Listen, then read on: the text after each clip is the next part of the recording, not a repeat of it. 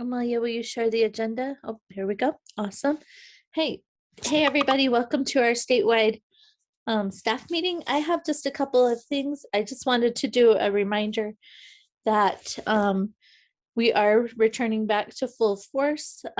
Many of you will have extra hours because they haven't been used throughout the year. And so we want you to move to working your full hours. And if you need to know what those are, we will send those out. Amalia and I have those numbers, so you can ask us, or we will be trying to send you an update of the budget and your hours. And then once again, we want you to get back to work, teaching adults and teaching youth. Obviously, the school year is coming to a close here in the next, at least here in Box Elder County, in the next 60 days. That includes weekends that the schools will be ending. But if you can do a couple things, that would be awesome. And some of you do summer camps. The other thing is as you're moving towards that, it would be really important to do the mitigation forms. And in a minute, we'll just show you some of our data. Casey's going to show what's happening program-wise. And just a little quick update. I believe we're going to Duchesne County for Farmers Feeding Utah in April. I don't have dates. I don't know even the week. And then in May, we're going to go back to the Navajo Nation to do live sheep again. And I don't have dates or weeks on that either, but I just wanted to give you a heads up. All right, Casey, will you share your data? Yeah. Amelia, can I share a screen again? No. Sorry. Yeah, you should be allowed to now. Okay.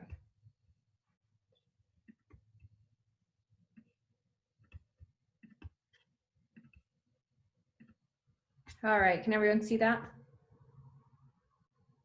Yep. We can see it. Can you see it scroll? Yes. Yeah. Okay, great. All right, so good morning, everyone. I'm just gonna take a few minutes. I just did a quick data poll last week. We're halfway through our fiscal year. Kind of take a look at where we're at programming wise, where we kind of need to go, and just to kind of give you some food for thought as far as how you can continue the rest of your year and make it as impactful and high quality as possible. So what you'll see here is I did a comparison of some of the program areas for the current year, which is the second column here, and then the last column is last year, 6 months through our fiscal year. And obviously we all remember the first half of last year was not impacted by the pandemic. The pandemic really started, I think it was like March 16th. So we were really actually set up for a banner year last year and once until COVID hit. So when you're looking at the comparison of where we are this year compared to last year, remember we're going to kind of have an inverse year, right? The second half of our year is going to be less impacted by the pandemic, certainly not completely not unimpacted, but it should be a stronger end of the year as compared to last year, which was a stronger beginning of the year. But you can see here, our total reach for direct education at this point is 2,302 people, which is just 22% of where we were last year at this time. And a lot of that, last year, we still were able to reach a lot of our youth like we do in a regular programming year. Most of them didn't get the full series of classes, but we were able to reach almost as many kids with direct education. So that's certainly not the case this year. And I don't anticipate that this is going to really move all that much where we're getting to the end of the school year. We still hope there's some good, summer camp programming and other youth programming happening throughout the summer, but I don't anticipate we'll really get close to this number this year. But my challenge to all of you is to prove me wrong in that. Adults, similar. We've only reached 323 adults this year with direct education. And I've seen more and more forms coming in, COVID-19 forms, to get approved for in-person programming. So I do anticipate this will move quite a bit. So I look forward to seeing that number bump up and getting, at least close to about 50% of what our normal reach is. But time will tell. Program activities, we've had 205 program activities done this year, 63 of which were one-time classes. So we are about, I don't know, maybe 60% or so of where we were this time last year. So hopefully that will continue to increase as we go through the summer months and see the pandemic hopefully continuing to slow down on the trend that it's currently moving at. Policy systems and environment. So this is really key to our program right now during the pandemic for a couple of reasons. I think food access, of course, has been essentially important throughout the pandemic. And we saw that huge rise in food insecurity that I think probably is trending down a little bit, but maybe not a ton. So that's where a lot of our really essential impacts remain to be seen for the rest of the year. So I was happy to see this year we have 51 sites reported for PSE work as compared to 42 sites at, again, the 6-month point last year. We've had over 20,000 people reached with PSE, but one thing that I want to point out is 53% of the sites in pairs have no reach reported whatsoever. So if you are doing work in a site, please get in there and figure out a good way to estimate the reach of your program, especially if it's something like a food pantry. The food pantry has a good sense of how many people they reach in a year. So you can reach out to them and get the numbers from them. If it's a program where you're reaching different people all of the time and that's the reason you don't have reach reported, then that's understandable. You can stick that in the comments that you're gathering reach. But we definitely want to make sure we're reporting that number in there. That's a really important part of our story right now. So far, we have 67 changes adopted reported in our PSE sites, which is great, but 56% of sites don't have any changes reported yet. So of course, if you're in the beginning stages and you're just working out a new partnership or working out your plan for the year, that's appropriate to not have any changes reported. But if you have done some work, make sure you're in that site pairs module regularly, updating your the changes that have been adopted as a result of the work you're doing with that spot. Indirect activities, I didn't pull the details here. So this again is another place where our program will show like a trend, an upwards trend in reach and outcomes as compared to previous years along with our PSE. So that's something we want to make sure our reporting is in and accurate. But the main types of activities we're seeing, of course, are social media. And I know last year we had an over 500% increase in impressions and views. So really impressive numbers there. So you're doing great work there. We've got our blogs, YouTube videos, articles, newsletters. Some community events are starting to kind of trickle in there as communities are opening up a little bit and our ambassadors are getting more comfortable interacting with in your areas again. Partnerships and coalitions, we've got 70 reported. I think at the end of last year, we had over 150 reported. So if you don't have your partnerships in there, get in there and get those listed so that, anyone can go into pairs at any point and pull Utah state data. And by anyone, I mean USDA, FNS, DWS. So it's important that it is an accurate reflection that is up to date of all the work that's being done. And we had 17 coalitions reported, which I think is actually an increase from last year. I don't know that for sure, but it seems like a good number. And I've seen some new work groups reported in coalitions that I haven't seen in the past. So that's really exciting that ambassadors are getting out there and getting incorporated into some different community work groups. And remember, for those who are new, partnerships are between Create Better Health and one other organization that would be reported as a partnership. If you're working in a group that has more than 2 organizations, that would be a coalition. Our surveys, I'm not going to spend a ton of time going over this. Our ambassadors that are back in the schools have done an excellent job using our new Captain Create My Plate 1st and 2nd or 3rd and 6th grade surveys. So you can see here we've had people distributing the pre's. There's still a lot of session or series out there, so that's why the post is a lot lower than the pre's. Same thing with the next grade level. So I'm really excited. I think it's the first time for our program that we're going to be able to measure behavior and or knowledge change in kids based on that new curriculum. So that'll be really excited to see the results of that. Our adult surveys, our response rates are not high, but if you remember, we've only reached 323 adults with direct education. So I'd obviously love to see these go up a little bit. It does look like most program activities ambassadors are trying to get those surveys completed. So thank you for that. I know it's a challenge, especially on the online platforms.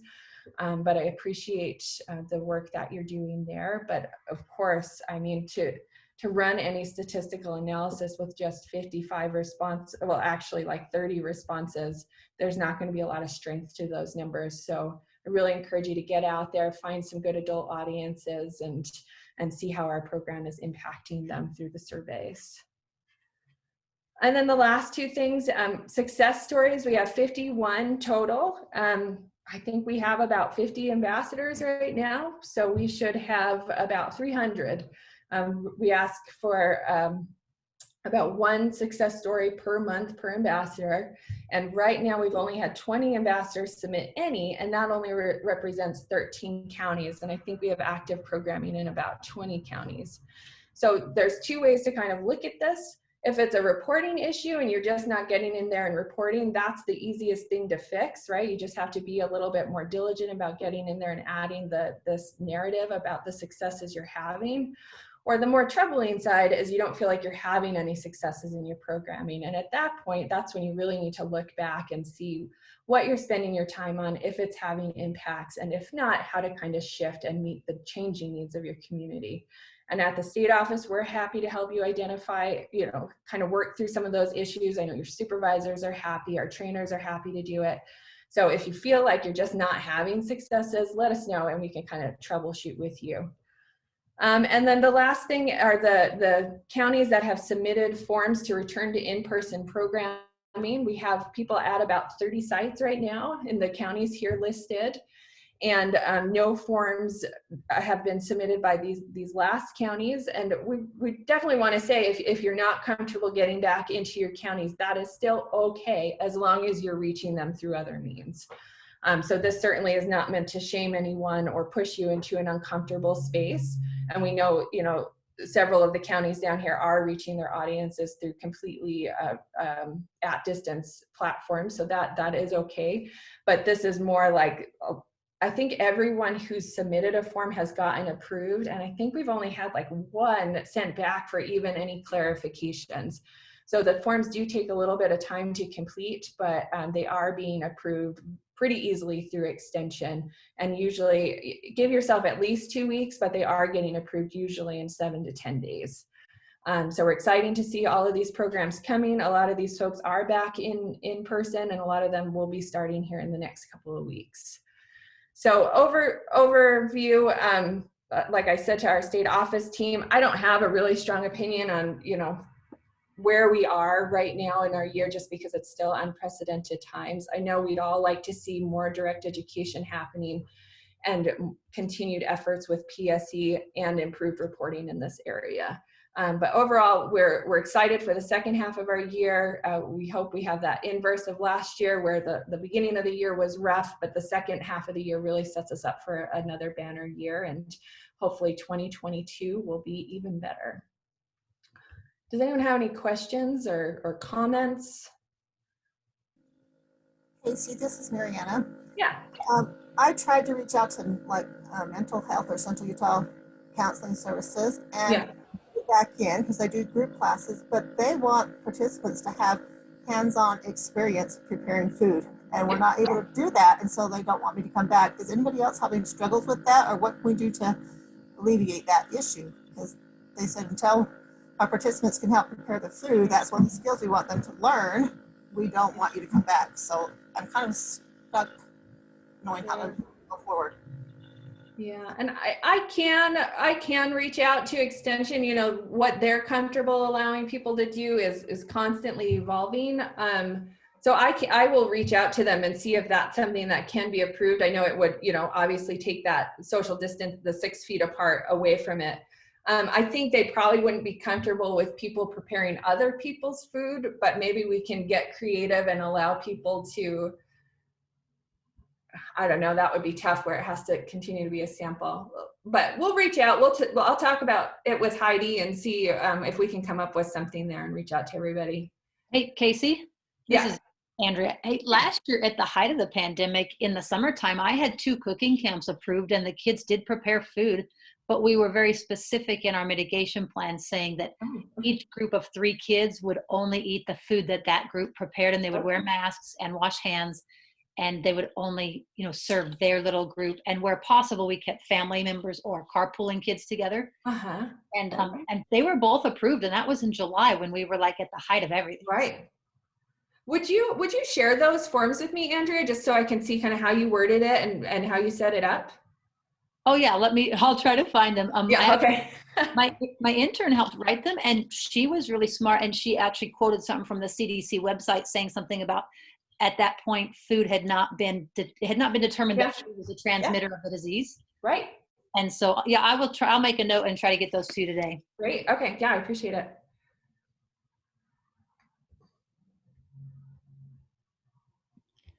Any other questions or comments?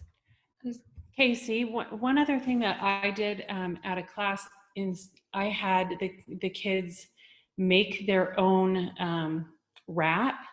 And so they had a plate with all the components on it, and then they made their own. So they were still learning that skill to create their own food, but they had their own plates and they were distanced apart and everything, but everybody had their own components. I just divided it out before class and then just handed them the plate, and then I stood in front and created it with them, and then they could enjoy it afterwards. Okay. Yeah, so it sounds like there's probably ways we can do that. Heidi, do you have any thoughts, or do you want to just talk about it after? No, yeah, I think these sound like great ideas, things that could help us get approved.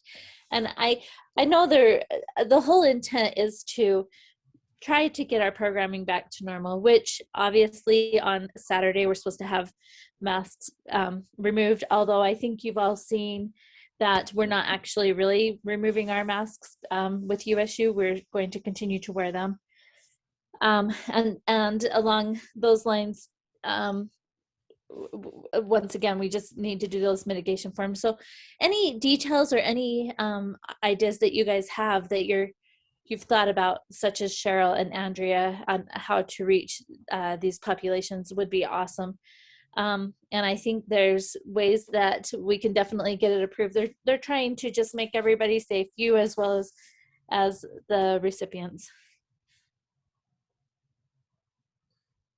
I have just a couple other things, if no one has questions for Casey. The 2 other things that I have is your county supervisors have received an email from Ken White about the First Amendment Act, that audits that people are doing. We're going to share that with you. I highly doubt that any of you will ever have this happen to you, but we're sharing it so you know what USU wants us to do in case it happens. So we had one happen in one of the counties, and somebody comes in and starts videoing and asking questions.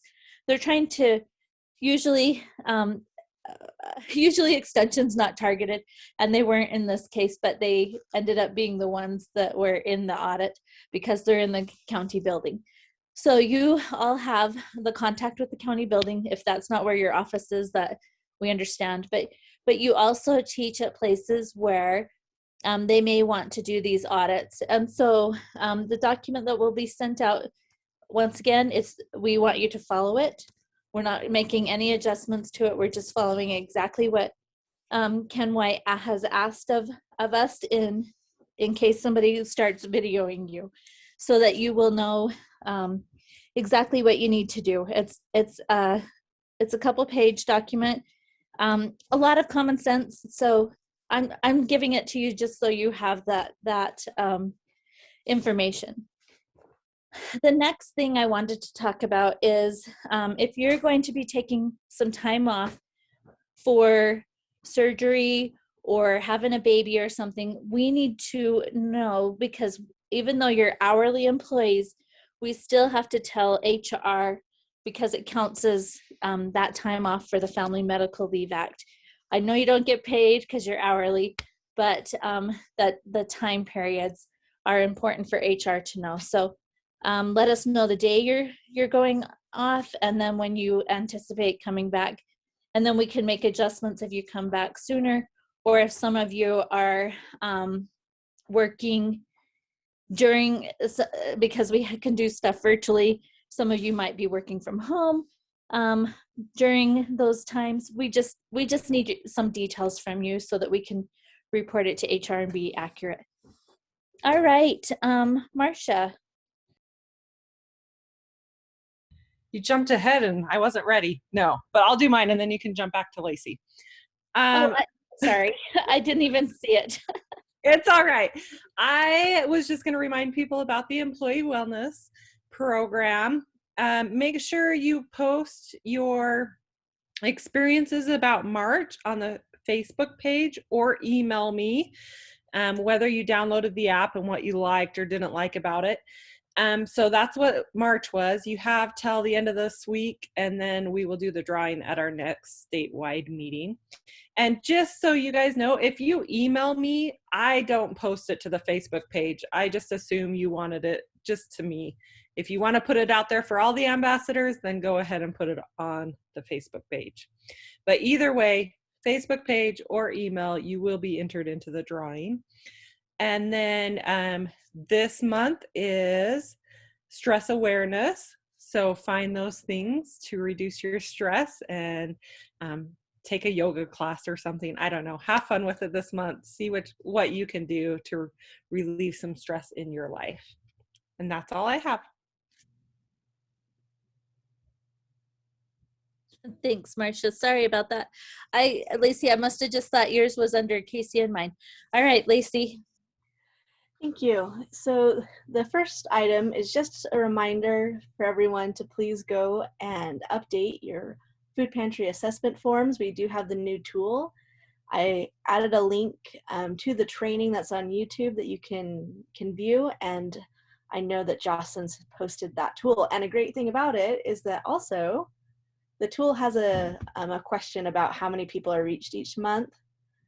And so that will be able to help you get those numbers for estimates, at least at the food pantries, of how many are being impacted by your projects. And now I'm actually super excited. Amalia, so I'm stopping your sharing so I can share our new social marketing campaign with you all.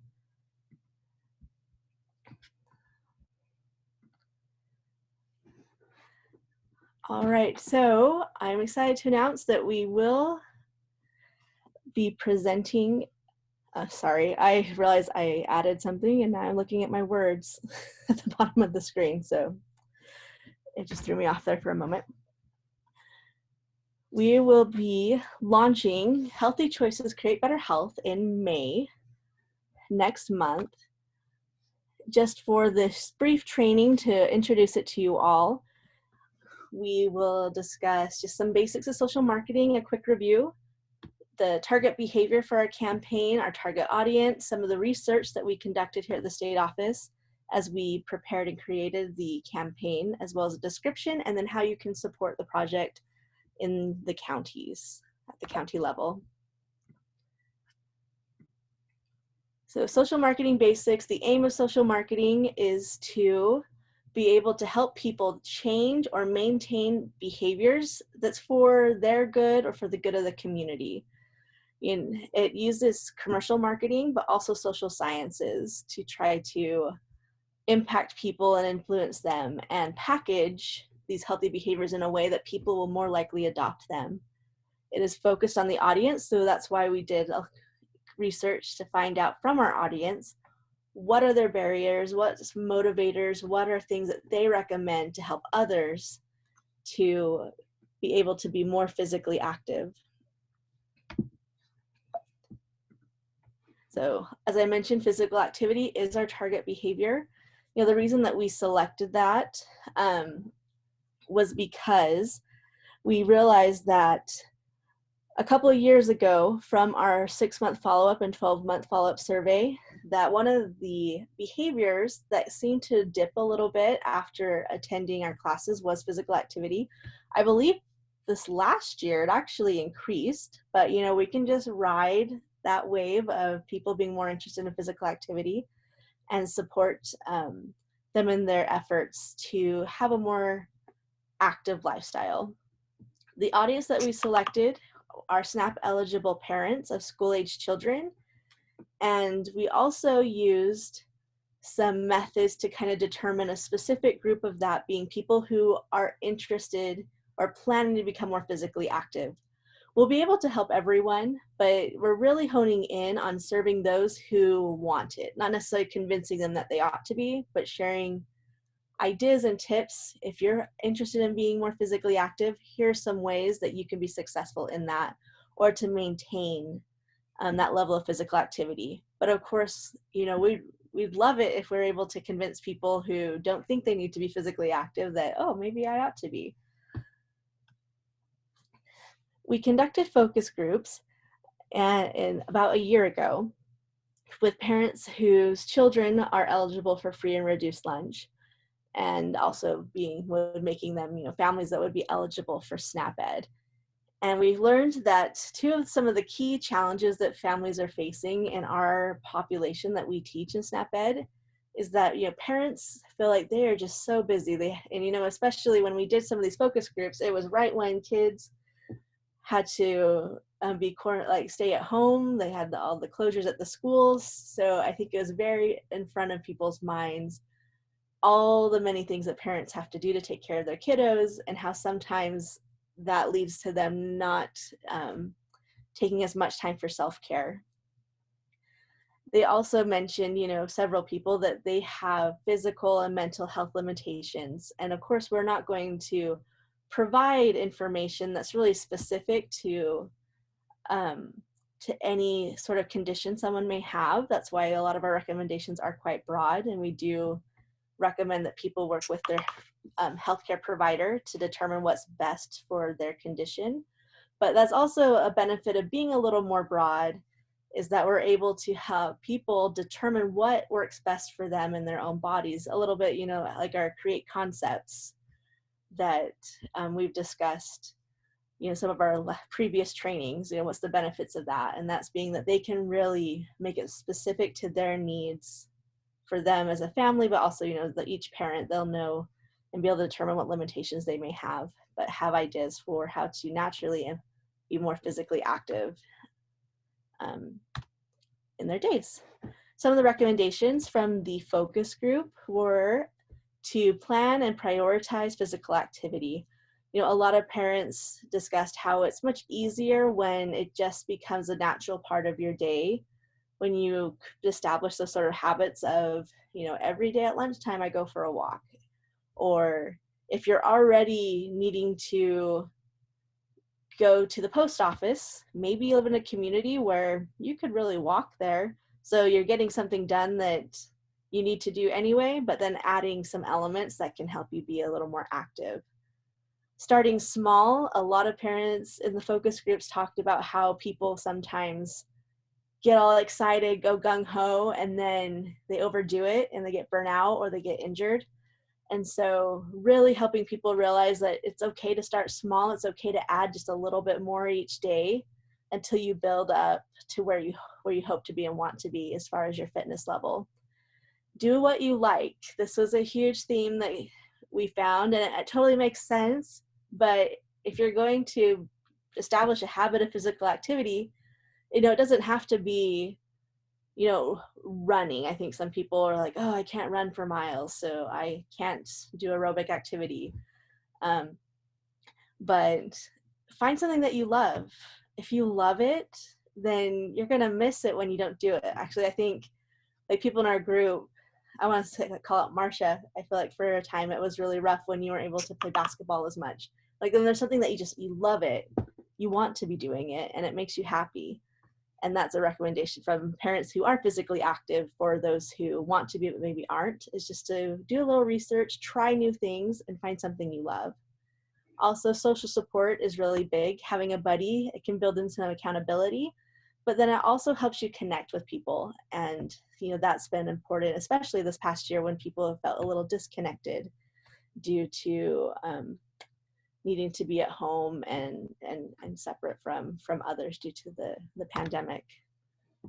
Things that were motivators for the participants in the focus groups were, you know, health benefits. We had a participant sharing that, you know, being active makes them feel better. They have a better day. They're more productive. They're better at dealing with all those family and parent responsibilities if they've been active and that they're regularly active.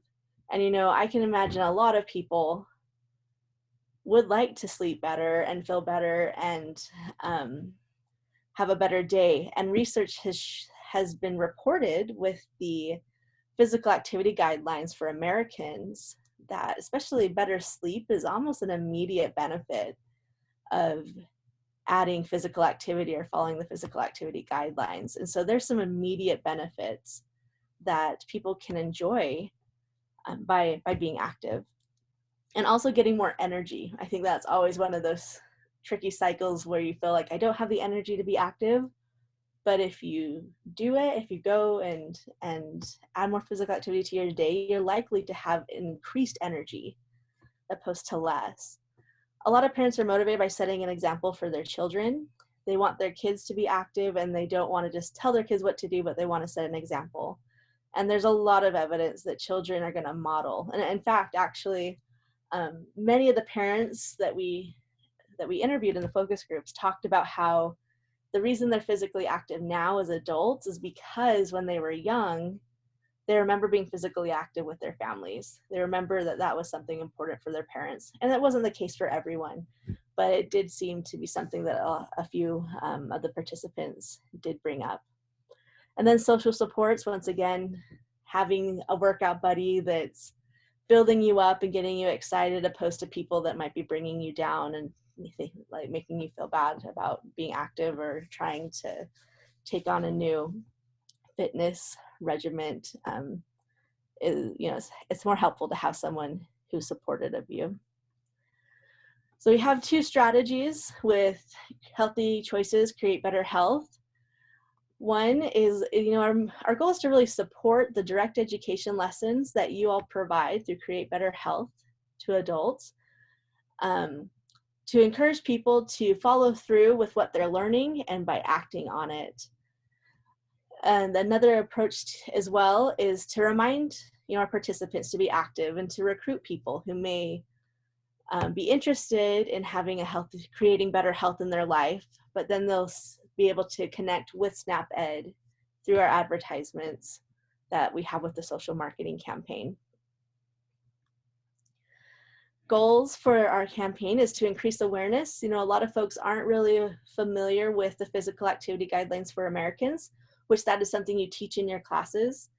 And so I think some of that recruitment to get more people to attend adult classes will be helpful in increasing that awareness and that education.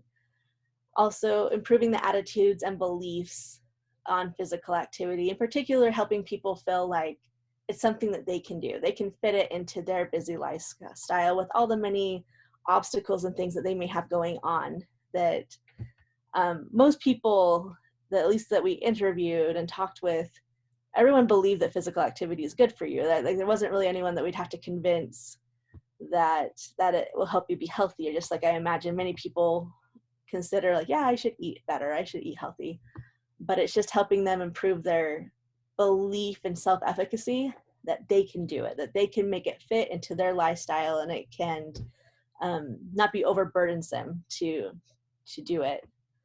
And then, our big goal is that people actually increase their time being physically active. The timeline for activities, we're going to start in May with the launch, and we'll have a lot of strong promotions going on in May to support National Fitness and Sports Month. The campaign is going to be year-round, so it's going to continue through the summer, and then in September we will be assessing how it went and to see how implementation went and making adjustments. And then the campaign will occur again in fiscal year 2022. And then also reporting will be happening in September. Here is a list of some of the campaign materials that will be available for statewide. Some will be more specific to urban areas. For example, the bus ads, they will be in some of the Wasatch Front counties as well as Cache.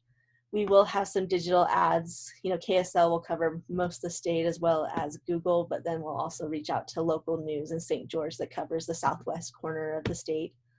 We have placards for shopping carts. These are meant more for some of the rural areas that may not have placards already doing advertising at grocery stores, but we have some that you can place on the shopping cart and add the poster inside. We'll have banners for, I believe, all the counties.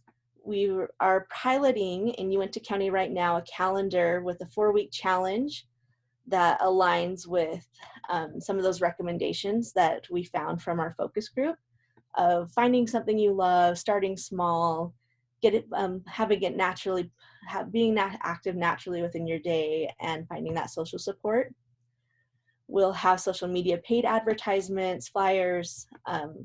If any supervisors really want to talk about physical activity on the news, Cynthia will be helping us with arranging some TV interviews as well.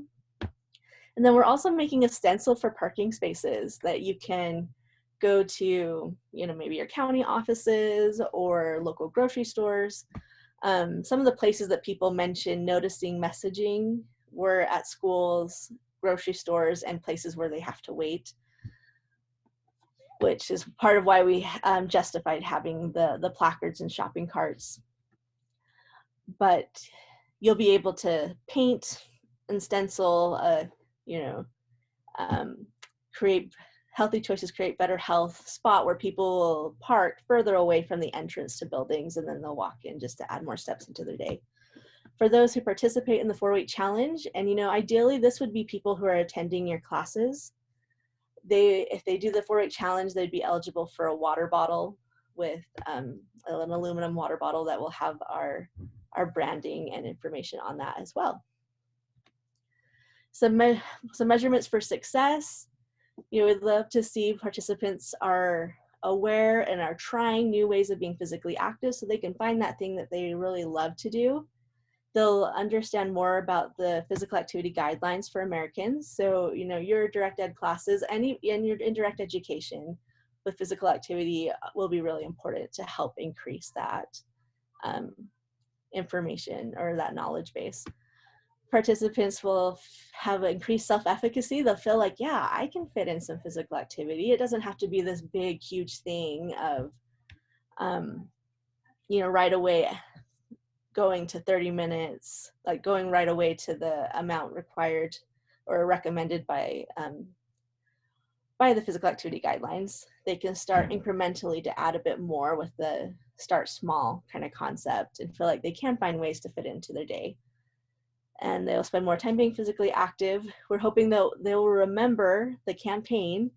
That's something that we report on, and that's something that we'll gather at the state office through our 6-month follow-up surveys. And participants will also be creating a physical activity habit that will carry with them for the long term. As far as county support, there's a lot of ways that y'all can help us. Teaching classes, whether virtual or in person, is extremely important to help increasing that knowledge and understanding of physical activities, how there's aerobic, strength, flexibility, balance.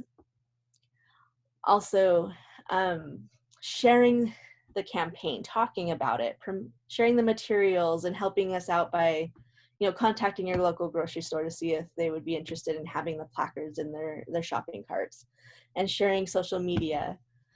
Encouraging people who are in your classes to take part in the Healthy Choices 4-week challenge is something that you all can do. And then also modeling the behavior and showing people, this helps with that self-efficacy too, because you all are busy people too. And you can kind of show, our target population that even when you're busy, you can find ways to be physically active in the real world, or even sharing creative ways that you're physically active. Maybe it's gardening, maybe it's dancing. There's just a lot of different opportunities that people may not even realize. Sometimes it gets like, oh, I can't go to the gym, so I can't be active, or, I don't have time to go hike up in the mountains because of my work. But going for a walk around town, or just adding it to your day where you park further away, or maybe you walk to work, can be ways to add that physical activity. But please let me know if you have questions. This upcoming month, we will be sending supplies to your county offices, or having them posted online for the digital versions. And I haven't looked the chat, so I don't know if I missed any questions. But oh, there's a question about Spanish. So we've created in English for this first launch, and we will need to adjust it in Spanish. Part of it was with our focus groups. We did have some Latinos participate, but we didn't have any Spanish participation. But we would love to definitely include all of our many demographics into it. And I think, even this year, we can make some adjustments to include that. But is there any questions? You just had great comments. Good job. Okay, thank you. Yeah, you're gonna be singing that eeny, meeny, miny, move. That's kudos to Heidi. She helped come up with that. Oh, I thought it was you, Lacey, but thank you for giving me credit. Yeah, I think maybe we were together. It was synergy. It was a synergized moment, I guess. But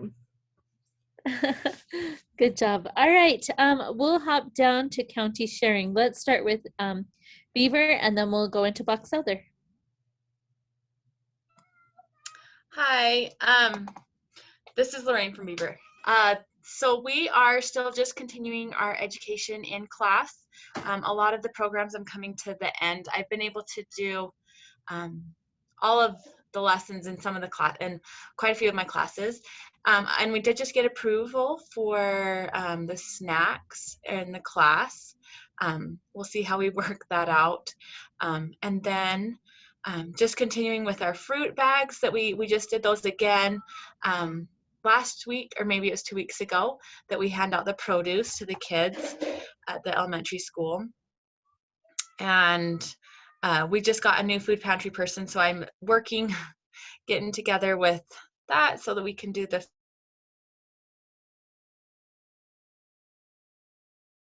food pantry. We haven't done the assessment, so now that we're doing.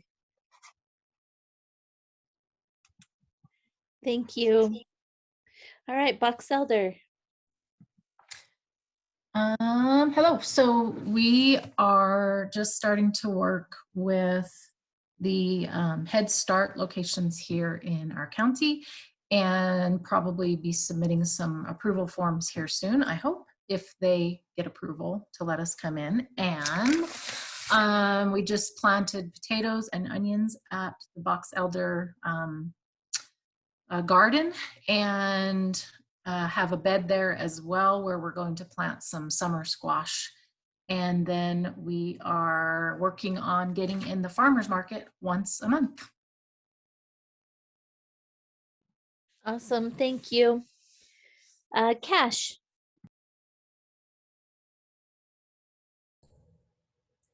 Hello. So a couple of the ambassadors are finishing up some series of classes in the schools in the after school program.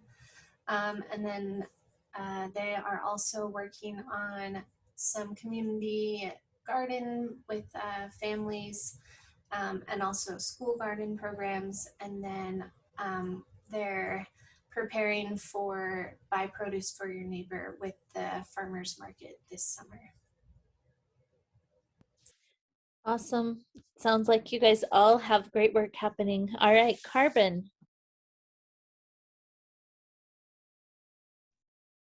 Sorry, technical difficulties as always. Okay, so I recently went over to Emory County and got to see all of you guys at the Farmers Feeding Utah. That was super cool. We have our community garden that we are still up and planning, and we're just waiting for the contest to be over for that. So hopefully we'll get a grant for it. That would be awesome. And then we have a meeting this afternoon as well to speak with the juvenile. You'll have to remind me what it's called, Christina. It's anyway, it's for the juveniles detention center and stuff like that, and some aftercare programs and things like that. We have our toes in a little bit of everything right now, so I don't want to like go into all of it, but that's some of our biggest things right now, as well as oh my gosh, it just slipped out of my head. So we have the pantry, the garden, and then and workforce services. So I also talked to workforce services as well as our justice center, our women and families justice center, and we have a big thing that we're going to start doing with them as well. And when I have more details, I'll give you guys some, but right now it's just kind of all over the place. Thanks, Heather, and thank you for coming over and taking a truckload back to your pantry. That was awesome. Sorry about your vehicle, though. Glad they could fix it. Yeah, he was super duper nice to help. Yeah, he's awesome. He actually started all of the Farmers Feeding Utah, so he is like a champion. Talking to him for a minute, it doesn't surprise me. Yeah, for sure. And his wife, she's the one that did the one that happened in Castledale. She teaches at the school, so they went and got all the fundraising and had students there. So it was definitely a unique opportunity. Awesome. Yep. All right, on to Davis. Okay. So for Davis, we've just been finishing up at Mountain High School. We've been doing our first in-person Create Better Health series that we finished up, and I have the last one this upcoming week, and that's been going really well. And then we've also been doing a lot of PSD work. We've been working on establishing relationships with the food pantries that we lost contact with over COVID, and been doing a newsletter for them. And we've also been able to do some in-person work with some of them as well. So that's been good. And we're working on getting the assessments done for those. And then we're just planning to do our summer work, starting to get those contacts with community gardens. And we're also planning to do a Great Farm Fresh series with the Clearfield Community Garden and partnering with the Master Gardeners here at USU. So we're excited for that. That's gonna go really well. And yeah, just finishing up the school year stuff as well with Head Start Zoom classes we've been doing. So yeah, that's kind of a summary of what we've been up to. Awesome, great work. Duchesne.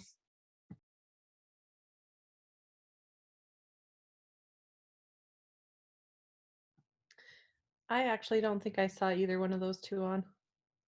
Thank you, Marcia. Moving on to Emery.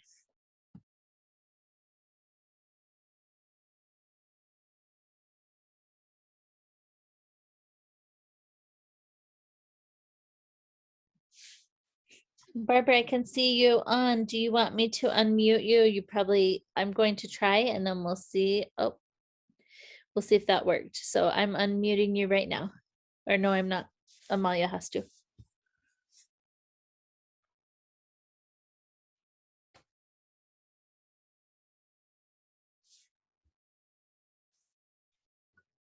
It's not letting me unmute her. I don't know. Maybe she's froze up. Okay. All right. We will move on to Garfield. Looking for Jill, and I don't see Jill on. Okay, we'll move to Iron County.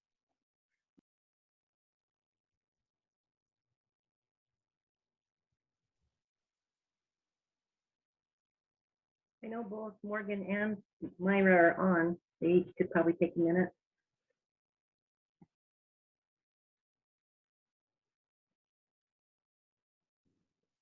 All right, sorry, I was on. Yeah, so both Myra and I are teaching different courses to different elementary schools, and we'll be finishing those up with their school year. And then hopefully getting things set up with farmers markets and stuff as the weather gets warmer. And we're trying to get in contact still with some of the other people. We've been trying to get things working with Head Start in the past, or like the food fund reading at libraries. So we're still trying to get those things in the work and hopefully move forward with those.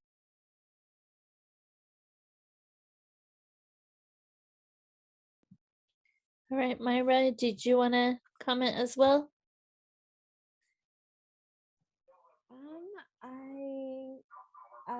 All I've been doing also is going to the Care and Share pantry and doing some PSC work. I go into the pantry and do some cute little like recipe bags for them every week. And I am still trying to figure out how to reach out more to the Spanish community here. So I might just have to do some like pass along cards to the areas I know where they live. So I might just do that this upcoming week as well. So we'll see how it goes. Sure, and you probably already have been in contact with Paola and Selena, but they both have really great ideas on how to do that. So I'm sure they'll reach out to you and try to share things that have worked other places. Thank I you. had one, Heidi. Yeah. Myra actually spent several hours helping at the food pantry on the day of the Feeding Utah campaign. That day, they, at least in Iron County, over 50,000 pounds of food was donated. So she did her share of weightlifting that day. That's so awesome. We really appreciate everybody that's been able to help with those food drives and sorting of the food and lifting the 50,000 pounds of food. So awesome. It really helps. It helps our participants. Okay, Juab County. Hi, good morning. Yeah, I moved back into the office this weekend and today, and I have already been in contact with some of our partners and heard back from one or two of them, so I'll be doing some approval sheets for those. Still doing videos. I'll be still taping those until we get going on that, but anyway, that's what we're doing. Awesome. Thanks, Larry. And you're always welcome to do videos, even when we're back to normal, just what you can do. I know it takes some time, so we understand that things will change again. So thank you. All right, Kane County.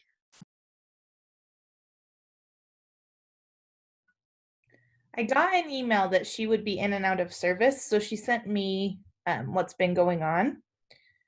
It says, I'm returning to schools this month to teach my final unit of the year. This month I'm meeting with principals at distant schools in my county.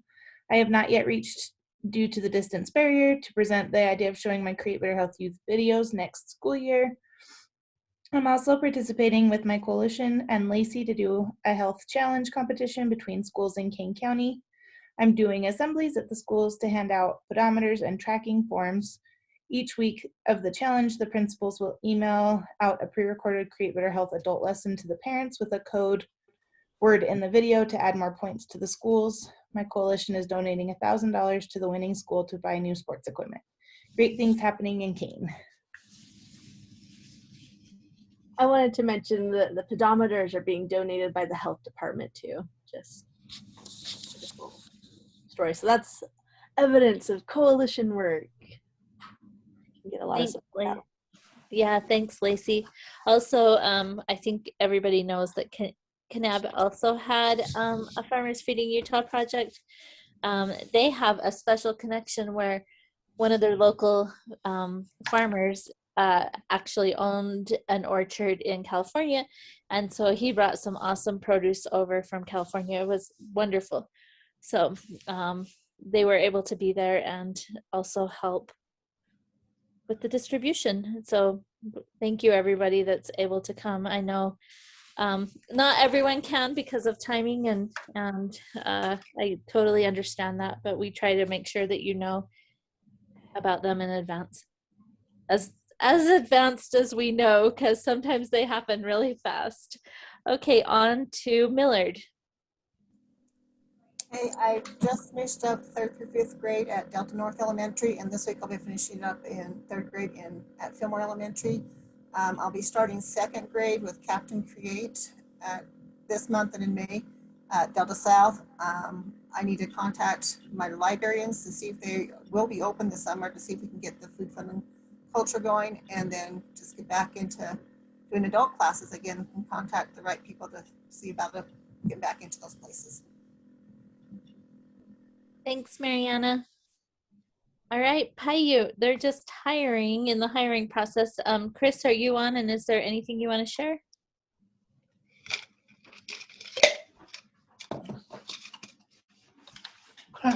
Water, please. Okay, now on to Candy with Create Better Health, Utah. Okay, this is Jocelyn. I'm reporting for Candy. She just had to hop off. She's got her 4 blog posts planned out for this month, for April. The first one will be focused on the nutrition facts label, promoting reading the nutrition facts label. Then her next one is cooking for 1 or 2. So it'll be small meal preparations, how to be efficient and healthy that way. Number 3, top 10 ways to enjoy strawberries. And then the 4th week post will be ways to eat more color. And then she also wanted to give everybody a heads up. She's going to start playing from online videos for her ambassadors in action. So there'll be little clips of you teaching and ambassadors teaching the lessons and the concepts. And she's going to start using those for part of the ambassador in action highlights. So everybody is getting ready, I hope, for their 15 seconds of fame. So watch the Create Better Health social media. You might see your own cute mug on there teaching a lesson. Okay, that's all we have. Thanks. Awesome, thank you. Let's see, Paola. Okay, hi. So this is the month of waste food awareness. So basically on the Facebook page and on the blog, we're going to talk about the whole month, like some tips where they can save money at the time to go to shopping, some tips of, cook 1, eat twice, how to storage food, in order for, in case that they buy a lot or if it's in sale or something, how can they storage, which type of food can be frozen, and things like that. And yeah, both on the Facebook page and on the blog, and also the newsletter it talks about that. So basically that's pretty much. Thank you all. Thank you for sharing. And just note in the chat, there's a few little bit of more information. Food Waste Awareness Month in Spanish. And so some of the things in the chat we will get back to you on as well. And then we need to hop off. I'm sorry, we have to run back to a meeting and another one. But if you have any questions or comments, please send them to us in an email. Thank you all for being on today.